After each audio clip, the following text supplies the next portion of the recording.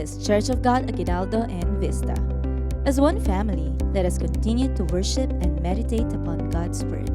To share today's message, let us listen to Pastor Jerry Cruzan. I'm seeing a horrible thing right now, which I hesitated to say for a long time. And that is why the Lord was holding me back from continuing into the message. A horrible thing is going to come upon many churches. Churches are going to be destroyed. This is very specially in this nation and several other nations. Also, very specifically upon Latin American churches, this will happen. I see like big bulldozers with a large iron ball that the crane drops to destroy buildings, dropping down on churches and destroying it. This cannot be prevented. But let your lives be spared. In this new year, I was planning to give you a wonderful, good word of promise. But I felt the Holy Spirit pulling me backwards. He said, others should do that, but not you. For you are to bring the word of the Lord for the people. So what is the word of the Lord? On the 21st of December 2019, we were conducting a monthly fasting prayer in Chennai. And as the worship was going on, the word of the Lord came unto me. He said, this is the word for 2020. This is the counsel that the Lord gave for his people for this new year. The Lord Jesus said, 2020 is a year of preparation. From 2021, great, dangerous events are going to take place in this world. Times of great persecution and trial. Many things that were prophesied concerning the end times will take place in large scale all over the world. So 1 year is appointed for us. The year 2020 has been appointed for the body of Christ to prepare itself for that which is coming in 2021 onwards. Now the word of the Lord for some nations that the Lord was pleased to give me. Number one, the continent of Africa. The Lord Jesus said, I'm going to pour out my revival upon there. Youth shall arise in large numbers in the African continent. However, the nations in Africa will be shaken. Kings and those in authority will be shaken. Shaken in the sense that they'll be removed. Political changes will be shaken. If the churches in the nations of Africa gather together in oneness and pray, violence in those nations will be brought under control. Secondly, China. The president of China will arise mightily and strong like the mighty statue of Nebuchadnezzar. He will seek to bring all nations under his control. China will gain great strength to dominate the world economy. It will stretch its legs and lift up its wings for world domination. Once a nation becomes economically strong, it will exhibit great strength, authority, and power. And other nations will bow down to listen. Thirdly, the United States of America. It will weaken in strength and dominance. It will be like a molting eagle without strength and vigor. Its feathers will be plucked away. Its beak will be broken and cast away. Even its eyes will be gouged and thrown out. It will become helpless, purposeless. Fourthly, the nation of India. It will plunge into darkness. Oppressors will bind the innocent, dominate and enslave them. And this is the word that came unto me on the 31st of December 2019. A horse will gallop all over the border of the Middle East, seeking to stake claim to territories, to conquer and to use its sword. That is the combination of the white horse and the red horse mentioned in Revelation chapter 6. More bloodshed will take place than in the past during the reign of ISIS. Christians will become a primary target. When I received this word, I quickly remembered of something I received some many months ago. So I quickly took my diary and I turned the pages. On the 14th of May 2019, I was at Dubai airport waiting to catch a flight to go to Uganda to conduct the Median Prophetic Women's Conference. I arrived at Dubai at 4:50 in the morning. So I sat at the waiting area to wait to catch the next flight. At 5:30 in the morning, I began to feel a moving in my spirit about that something is going to take place. At 5:57 in the morning, I saw the similitude of the Lord Jesus standing before me. And he stood and his face just faced at the airport of Dubai. And I stood up and greeted the Lord and I looked in the same direction where he was looking. Without turning and looking at me, but still looking at the airport where all the planes were coming and going. The Lord Jesus spoke.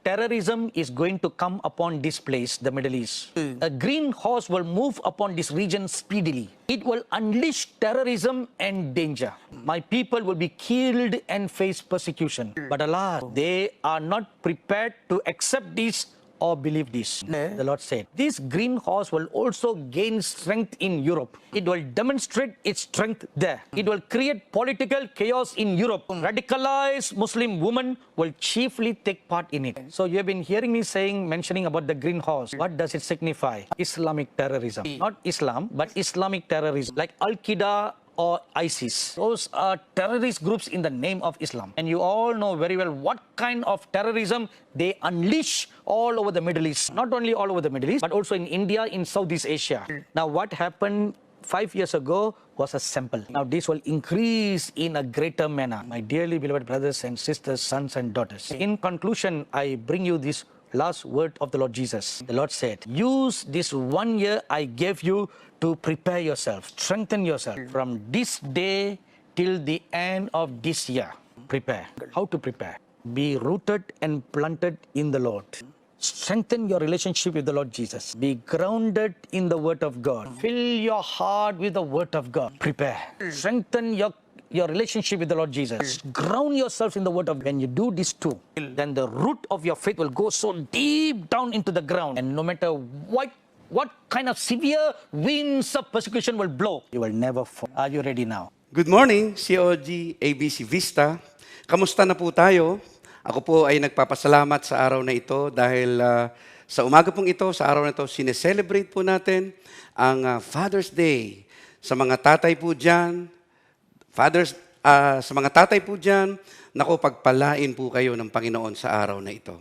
Pagpalain po kayo ng Panginoon sa lahat ng pagod na inyo pong ibinibigay para lang maitaguyod ang pamilya.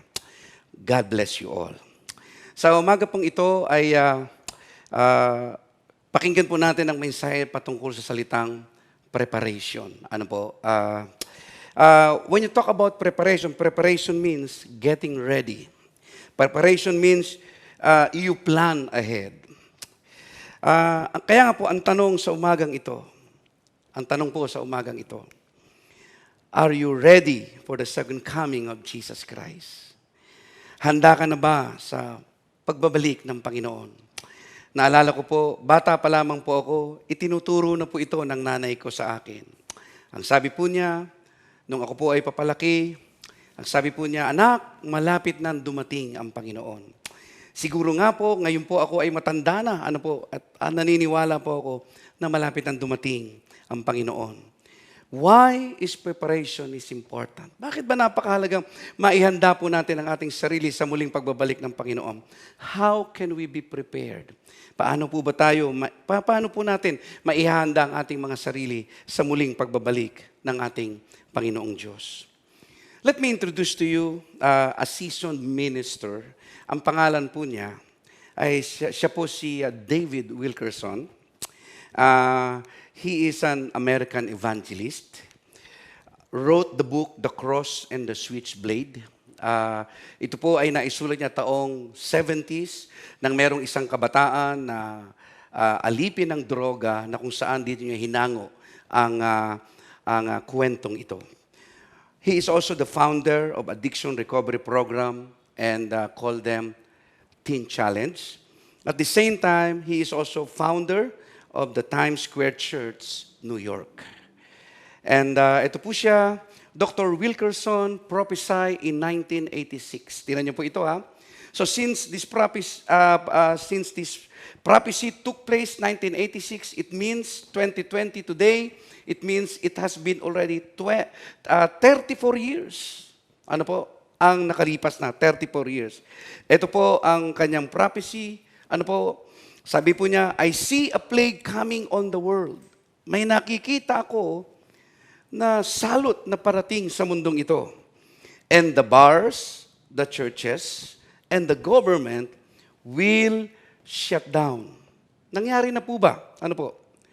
Ang sabi pa po niya, the plague will hit New York City and shake it like it has never been shaken. Sa kasalukuyan po, ang infected po is more than 2 million sa kasalukuyan po sa Estados Unidos.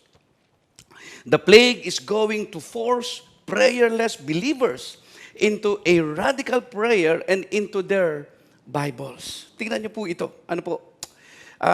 Sa panahon daw po ng salot na ito, yung mga mananampalataya daw po ay muling babalik sa panalangin at sa pagbabasa ng Biblia. And repentance will be the cry from the man of God in the pulpit. And out of it will come out a third great awakening that will sweep America and what? The whole world. Kaya nga po, alam nyo, sa akin pong pananalangin, nakikita ko po na ito pong coronavirus, ang dulo po nito, the end of this coronavirus will be a great harvest of soul. Ayan, ano po? Talaga pong magkakaroon ng great awakening, worldwide awakening. Ano po? Maraming kikilala sa Panginoon. Ayan. At so ito po ay prophecy taong 1986. At ngayon lamang po na nagkaroon ng katuparan. Ano po? Meron pa pong isang pastor, let me introduce to you. Siya po ay si Pastor Nilo Ayos, Assistant Minister of Indang Christian Fellowship, ICF. Ito po ang sabi niya, he prophesied in the last quarter of 2019, it might be on October po ito. At sabi po niya, 2020 will be a year of spiritual famine and physical famine. Yan daw po ang taon. Ano? Magkakaroon daw po ng spiritual famine. Nung pumutok po ang Taal volcano, ang akala po niya ay ito na. Pero pagpalo po ng Marso, nakita niya, ito na yata ang ibinigay na prophecy sa akin ng Panginoon. Kung papansinin niyo po, na-lockdown ang mga simbahan, babalikan po natin March 15. Ano po? At simula po noon hanggang sa kasalukuyan, makikita po natin na wala pong simbahan. Ano po? Umaasa lang po tayo sa mga social medias. At yun nga po, spiritual famine, nangyari po ba ito? Opo. Kasi nung biglang pagkaka-lockdown, ay dito po nagkaroon ng panic ang mga believers. Ang tanong nga ay saan sila kukuha ng lakas at huhugot ng lakas. Pero yun nga po, ang nakakatuwa. Bakit? Kasi nga po, ang mga believers ay nasanay po sa spoon feeding. Kung papansinin po ninyo, marami sa mga mananampalataya, literally talagang hindi nagbabasa ng Bible. Pero nagpapasalamat tayo sa Diyos, because of this COVID-19, maraming believers ngayon po ay nananalangin at nagbabasa na ng Biblia. Bakit? Dahil napunta po tayo sa spiritual famine. Pangalawa, ang sabi pa po niya, there will be also physical famine. Nako, totoo po yan. At the moment, there are about 7.3 million household na walang trabaho. Hindi pa po kasama dyan ang mga tsuper ng jeep, mga tricycle drivers, mga maliliit na tindahan na napilitang magsara. Hindi pa po dyan kasama ang mga vendors, yung pong hindi pa rin po dito kasama ang mga nasa airport na nagtatrabaho. Kung papansinin po ninyo, physical famine. Opo. And let me move on. Ang sabi po niya, he adds, this will be the last generation that Jesus Christ will be meeting in the air on the rapture of the church. Alam niyo po, nung narinig ko po yun, this will be the last generation. Napaisip po ako. Ibig sabihin, malapit nang dumating ang Panginoon, mga kapatid. Seryoso po pala ang pagbabalik ng Panginoon at malapit na. This will be the last generation. Anong ibig sabihin? Ibig sabihin po, kung ikaw man ay buhay ngayon, ikaw pala yung pwedeng datna ng Panginoon sa kanyang muling pagbabalik. Kaya nga ang tanong, handa ka na ba? Are you ready? He continued saying, sabi po niya, God is putting back again His church into a small group. Bakit? Bakit nagpapasalamat tayo sa ating C2S? Salamat sa programa ng COG Philippines. Ano po, pinagpapasalamat po natin ito. Ngayon ko po naiintindihan na napakahalaga ng part ng small group sa isang simbahan. Na kung saan dito ka lalago, dito ka lalaki sa Panginoon. At dito ka po pwedeng magamit ng Panginoon. Why do we need to prepare ourselves to the coming of Jesus? Bakit po ba natin kailangang ihanda ang ating mga sarili sa muling pagbabalik ng Panginoon? according to study, sa pag-aaral po, there are about 800 prophetic verses in the Bible. And the Bible scholar tells us that 90% are already fulfilled. Can you imagine this? Out of 800 prophetic messages from the Bible, 90% are already fulfilled. And 10% will be fulfilled in the near future. Pansinin niyo po ito. Kaya nga po ang tanong, how soon is Jesus coming? Ang sagot, very, very soon. Anong klaseng simbahan ang daratnan ng Panginoon sa kanyang muling pagbabalik? Anong klaseng Kristiyano ang daratnan ng Panginoon sa kanyang muling pagbabalik? Ako po ay dinala ng Panginoon sa Book of Revelation para po masagot ang mga tanong na ito. Actually po, yung first 3 chapters sa Book of Revelation, nandoon po ang simbahan, 7 simbahan na babalikan ng ating Panginoon. At itong 7 simbahan na ito, gusto ko pong maintindihan ng bawat isa, ito din po ang mga individual na Kristiyano na daratnan ng Panginoon. At ito na po siya, the 7 churches, Revelations 2, verse 1 to 7, the loveless church, the persecuted church, the compromising church, the corrupt church, the dead church, the faithful church, the lukewarm church. So 7 po. Ano po? At ito pong 7 ito po ang babalikan ng Panginoon. And by the way, uulitin ko po ito, ang 7 simbahang ito ay nire-represent niya ang bawat individual na kalalagayan ng mga Kristiyano. Sa panahon bago bumalik ang Panginoon, ang sabi ng Biblia, may daratnan ang Panginoon na nawala na ang pag-ibig sa Kanya. May daratnan siya na dahil sa pagsubok ay pinapersecute, nakararanas ng pag-uusig. May daratnan siya na Kristiyano na nasa ilalim ng compromise. May daratnan siyang Kristiyano na nasa corrupt na pamumuhay. May daratnan siyang Kristiyano na patay ang buhay Kristiyano. At meron din naman siyang daratnan na Kristiyano na tapat. At ang nakakalungkot, meron din siyang daratnan na Kristiyano na hindi mainit o hindi maligamgam sa paglilingkod at pagkilala sa Panginoon.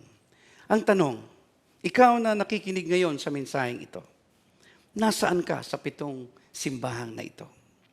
Dalangin ko, nandoon ka sa tapat sa Panginoon. Ayan, ano po? So, magpatuloy po tayo. Tunghayan po natin ang loveless church. Alam niyo po, 7 simbahan po ito, pero ang inuna ng Panginoon ay yung uri ng Kristiyano na naglilingkod, pero nawala na ang kanyang pag-ibig. Ayan. Ang sabi po, Revelation chapter 2, verse 1 to 7, write this Ephesus to the angel of the church. Ano pa ang sabi? I see what you have done. Nakikita po ng Panginoon ang ating mga ginagawa. Your hard work. Your refusal to quit. Nakakatuwa, ano po? I know you can stomach evil, that you weed out apostolic pretenders. I know your persistence, your courage in my cause, that you never wear out. Para baga sinasabi ng Panginoon, alam ko lahat ang ginagawa mo. Pero yun nga po, meron po palang tampo ang Panginoon sa taong ito o sa simbahang ito. Ano daw po ang tampo ng Panginoon? But you walk away from what? Your first love. Sa ibang salin, ang sabi po, but I have this complaint against you, you don't love me as you did at first. Yan po ay NLT. Ang sabi po ng NCV, but I have this against you. You have left the love you had in the beginning. Ayan. Alam nyo, napakahalaga ng pagmamahal sa Diyos.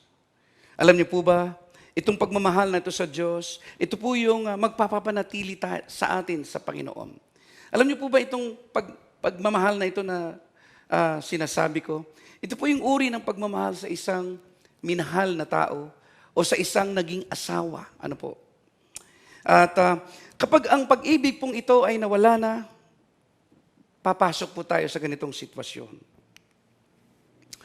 When we left our first love, it will be easy for individuals na ano daw po, to compromise. Grabe, ano po? To become corrupt. And at the same time, to become dead and lukewarm in everything we do for God. Ano po? So, pansinin po ninyo ito. Kaya pala, inuna ng Panginoon ang first love na ito. Itong Kristiyanong loveless na wala na ang pag-ibig. Kasi kapag pala nawala ang pag-ibig, kaya nga po dapat makultivate, marikindle ang pag-ibig natin sa Panginoon. Dahil kapag wala pala ang pag-ibig na ito, napakadali mo nang mag-compromise, napakadali mo nang maging corrupt, at yun nga po, ikaw yung Kristiyanong buhay pero patay sa harap ng Diyos. Ayan. Ano po? So ituloy po natin yung verse.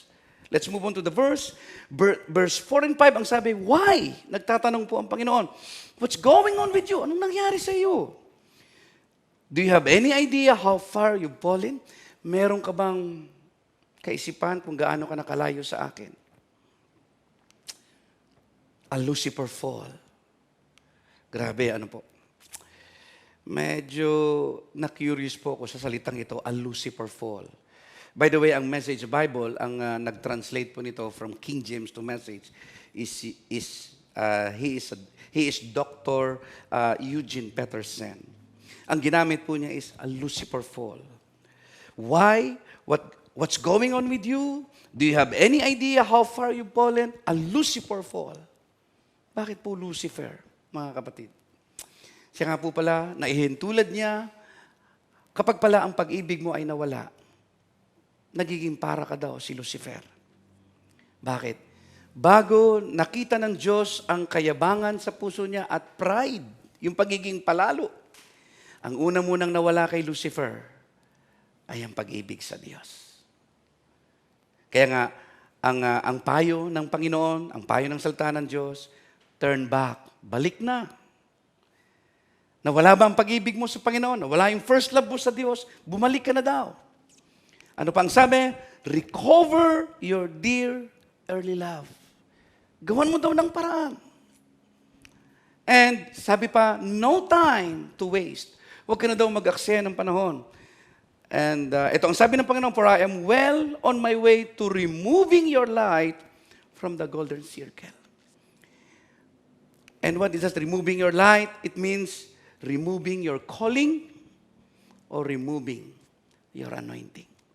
Naalala ko tuloy, si Haring Saul, si King Saul, alam niyo po, si King Saul, the story about King Saul is, the Bible tells us that he deliberately sinning. Pag sinabing deliberately sinning, ibig sabihin, sinasadya ng magkasala.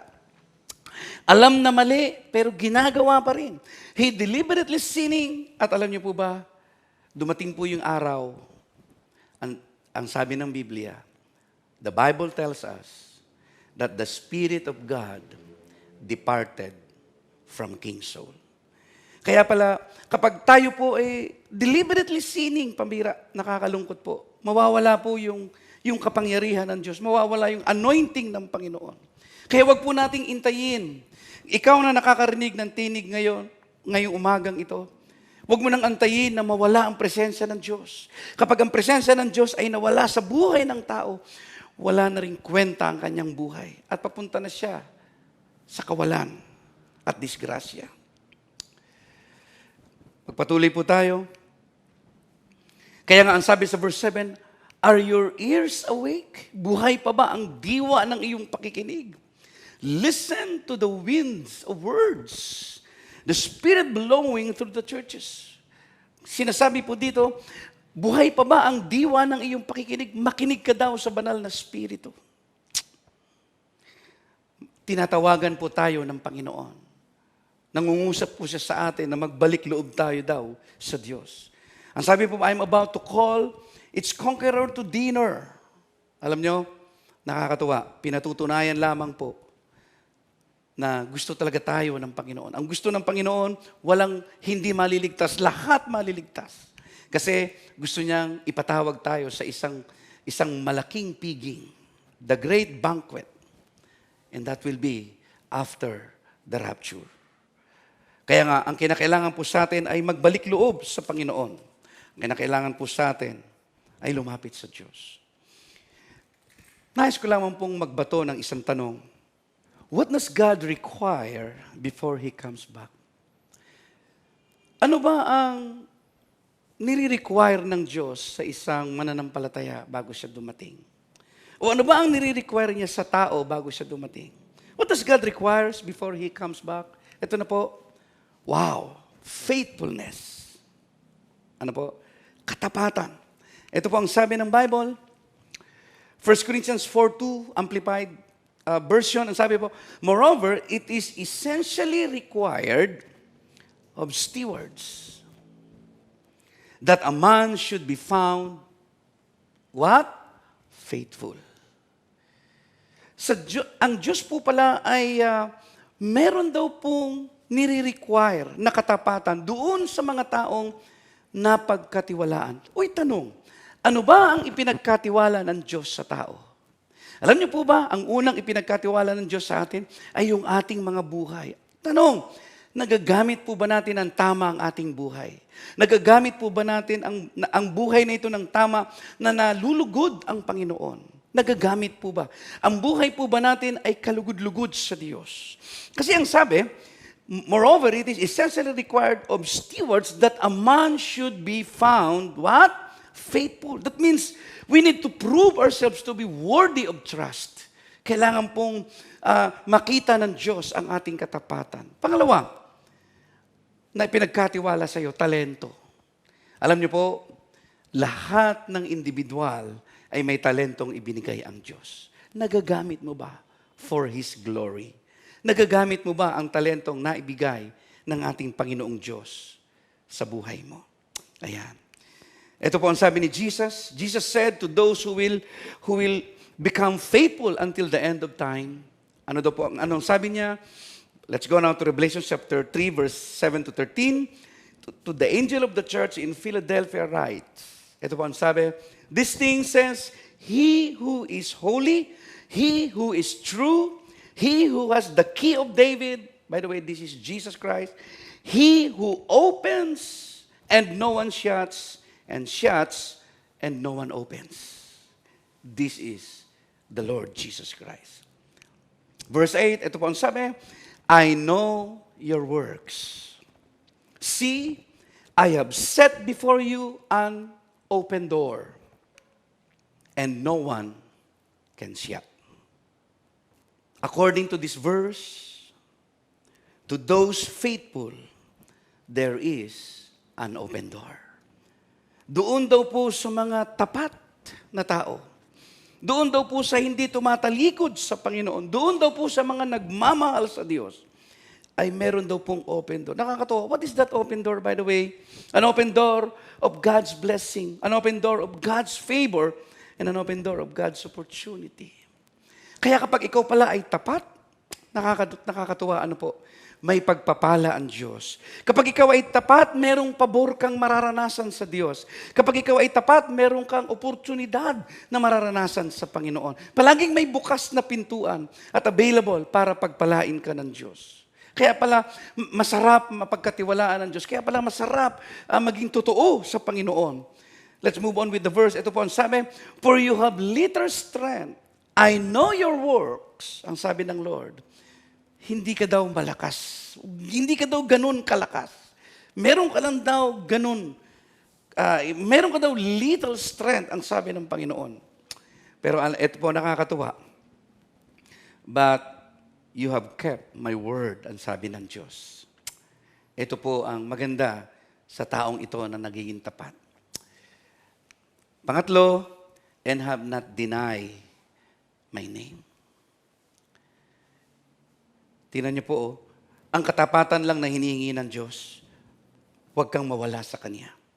Mahalin po natin siya. Manatili daw po tayo sa salita ng Diyos at huwag daw po natin siyang itatwa o talikuran. Nakakatuwa, ano po. At because you have kept my command to persevere. Ayan. Ano po? By the way, ito po yung resulta ng katapatan ng taong ito. Ano po? Because you have kept my command. What is this command? Because you have kept my love, you have kept our relationship to persevere. Parang ganun po siya. The Lord said to those faithful, I will also keep you from the hour of trial. Napakaganda ng pangako ng Panginoon. Ano po? Which shall come upon the whole world. Ayan. Meron daw pong darating na pagsubok. Ano po? At maaaring part po itong COVID-19. Ano po? Itong pagsubok. Pero ang sabi po, I will keep you from the hour of trial which shall come upon the whole world. And the purpose is to test those who dwell on earth. Ayan. Testing po. Ano po? And on verse 11, he said, Behold, I will come quickly. Behold, I will come quickly. Ang sabi po sa verse 12, He who overcomes, I will make him a pillar in the temple of my God, and he shall go out no more. I will write on him the name of God and the name of the city of my God, the New Jerusalem. Ano hong ibig sabihin nito? Kapag tayo daw po ay napagtagumpayan natin ang pagsubok, kapag nagmahal daw po tayo sa Diyos, kapag pinaglingkuran daw po natin siya ng tapat, He who overcomes, I will make him a pillar in the temple. Ibig sabihin, ang pagpapala ng Diyos ay isa sa iyo. Ayan. Kaya nga po sa umagang ito, as I close this message, are you ready?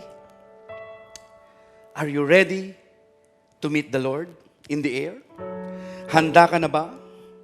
Are you prepared to meet God any time of the day? Alam niyo, ang sabi ng Bible, darating daw ang Panginoon ng napaka-ordinaryo. Darating daw ang Panginoon na papasok ka sa trabaho.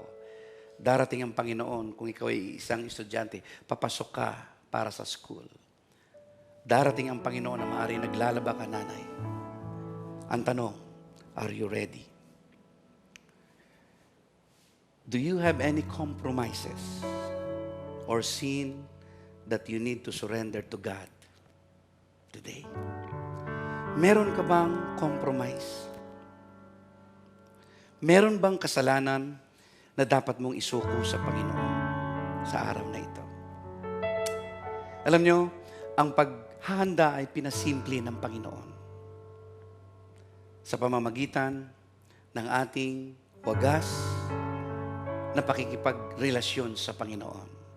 Wagas na pagmamahal sa Panginoon. Pinasimple. Parang ganito. Para ang isang tao ay maihanda, ang kailangan niya ay tanggapin ang Panginoon bilang Diyos at tagapagligtas ng kanyang buhay. At kapag nangyari yon, naihanda niya ang kanyang sarili. Gusto mo bang tanggapin ang Panginoon bilang Diyos at tagapagligtas ng iyong buhay?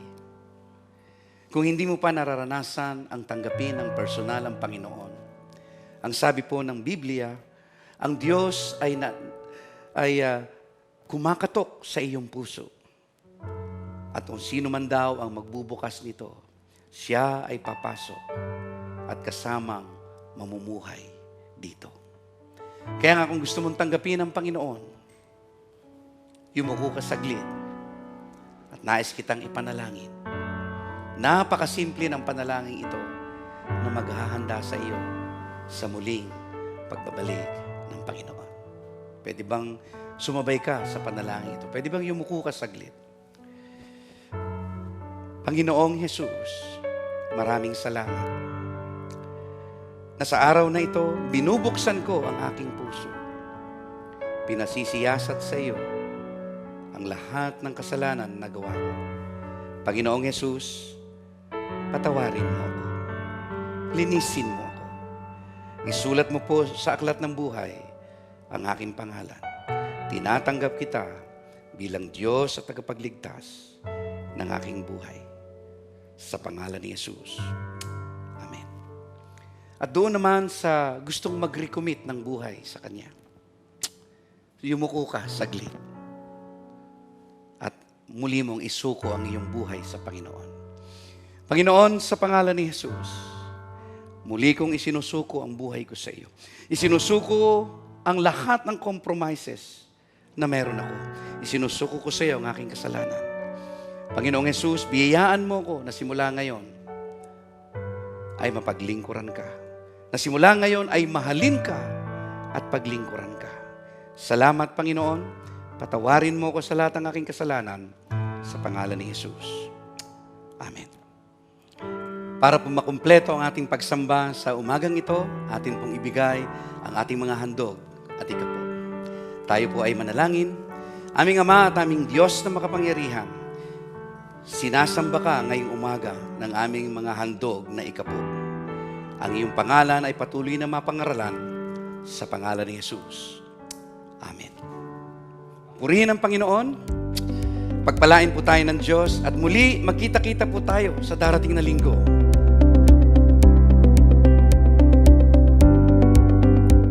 Thank you for listening.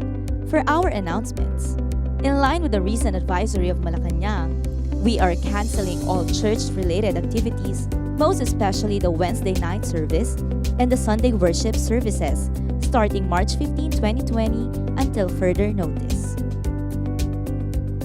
We also encourage all C2S groups to continue connecting with each other through video calls, phone calls, text messages, and chat groups. To continue our worship in the form of tithes and offering, we are highly encouraging our members to do bank transfer instead. Please see details on screen. For updates, please follow our official social media accounts. Together, let us devote our time in praying and trusting God amid this situation. God bless you all.